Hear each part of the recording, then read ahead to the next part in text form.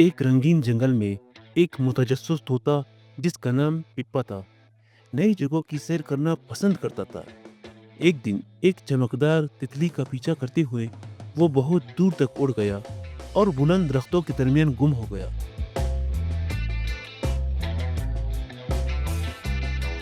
डर के मारे पिप्पा एक शाख पर बैठ गया।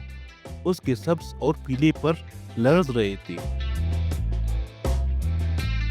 और वहां एक मेहरबान आती था जिसका नाम हेली था।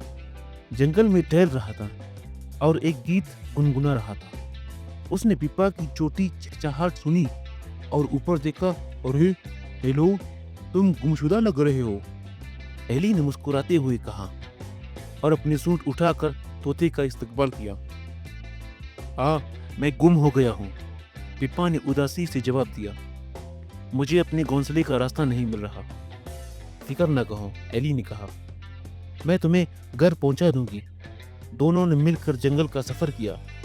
एली ने अपनी लंबी सूंड से रास्ते साफ किए और पिप्पा ऊपर उड़ते हुए निशानात को देखता रहा।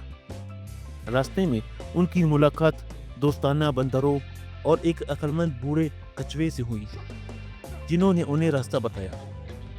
एक दिन की मुहिम-जोई के बाद पिप्पा ने आखिरकार बुलंद दरख्त पर अपना घोंसला देख लिया।